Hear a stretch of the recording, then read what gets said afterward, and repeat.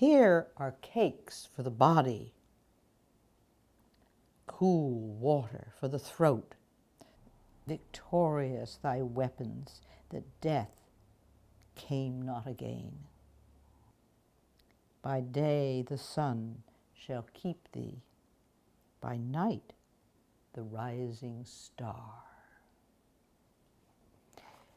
That little piece comes from ancient Egyptian culture, from the Egyptian Book of the Dead, and it's called The Other World, and it's speaking about what happens to the soul after death. And my name is Jane Hughes Gignoux. I'm a native New Yorker. I grew up here on the Upper West Side, and since the mid-90s, my work has been about really helping people change their relationship to death. There's such fear of death in this culture that people have been socialized to believe in, and of course it affects how people live their lives. Stories are so useful way to start any conversation around death is because people love stories.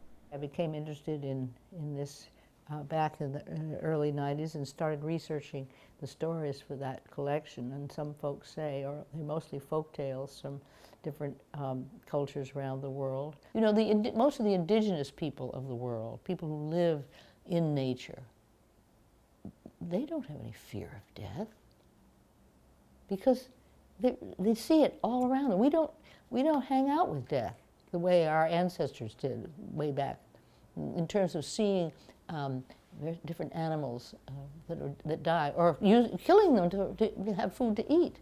So we've separated ourselves from all that. But people who live in that natural world, they have a very different relationship to death. Doesn't mean you're not sad when some form of life dies that you've gotten to know and got to be connected to, but it's also natural.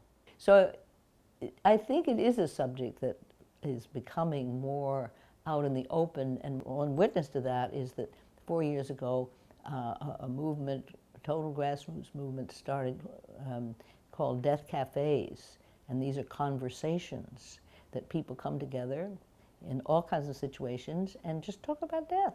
And so I just decided to do one, and I posted next month I'd have a death cafe here. And I've been doing them ever since. And the conversations are always different.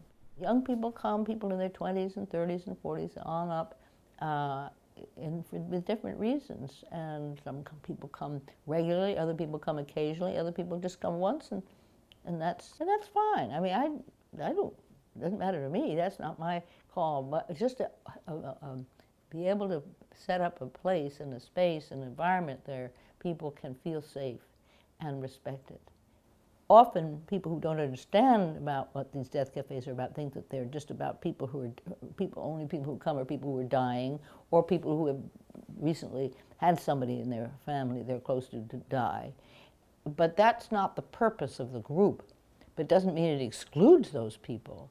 The only thing is somebody who's in deep, deep grieving may have difficulty. I would simply explain that, you know, we're going to be talking about all aspects of death, and if you think you can handle that, come and join us. My mother died when I was 4, and she was 27. And you know, that was, of course, very, very, very difficult. And I carried around a whole lot of feelings that I wasn't even aware of. And one of them I didn't get to until the 80s, and that was rage. And I didn't realize it at the time, but I did afterwards, that was the emotional feeling that I had attached to my mother. She had abandoned me. She hadn't told me she wasn't coming back. Now, you can see how rage gets attached to that. I tend to say that death is our birthright. And I think it's a time, when you think about it, a time of celebration, because we've lived, whatever sort of life we've lived, we've, through all the challenges and all the triumphs and all the unexpected things and the expected things, we've come through and we've completed something. Ultimately, I think we need to understand that death and life are part of the same experience, the same cycle. And you can't separate them. And they're two aspects of life.